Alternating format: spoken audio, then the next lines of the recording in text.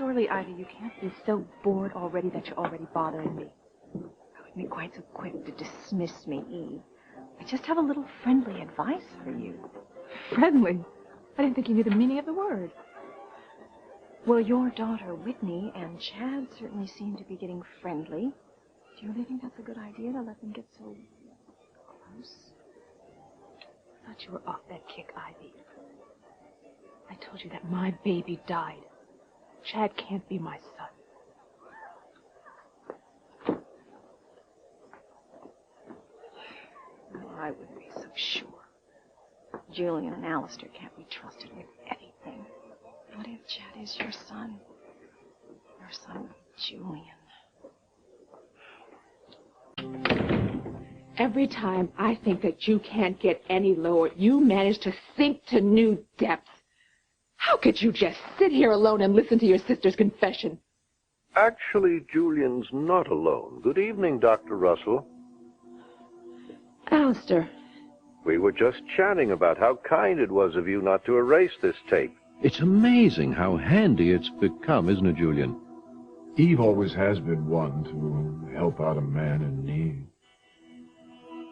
I won't let you use the tape.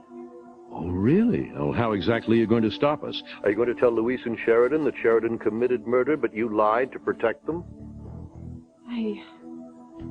I'll find a way to stop you. Oh, don't be ridiculous, Eve. You won't do any such thing. Because if you do, your two lovely daughters will learn all about their mother's sordid past. Sordid past it was. They'll find out every last detail, including the son you had with Julian that died.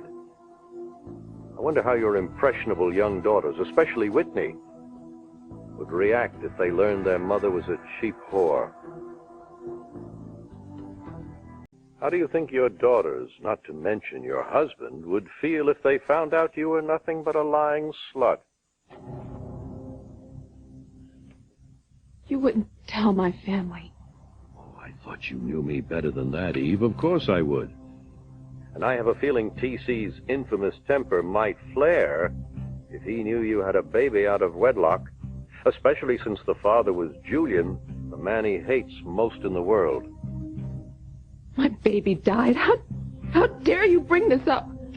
Father, please, show some sensitivity. It's devastatingly painful to be reminded of our dead son. Don't you even try to act like you cared about our son. You left me high and dry as soon as you found out I was pregnant. Well, I wouldn't put it that way exactly. Oh, really? Well, just how exactly would you put it? You were a coward, Julian.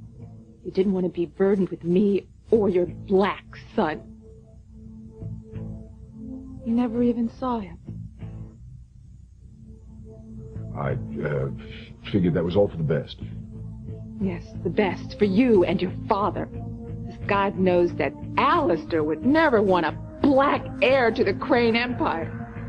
Frankly, discussing this is a colossal waste of time. The bottom line is that your son died. And in place of that adorable black baby boy is a true Crane, Ethan. This visit has been a pleasure as always, Dr. Russell, but Julian and I have business to discuss.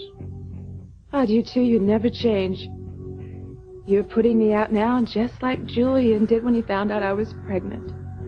When you ordered him to marry Ivy. It's time to let bygones be bygones, Eve. But before you go, I want to thank you again for this tape. I'll put it to good use. What are you going to do with it? I'm going to play the tape for Louise and Sheridan tonight.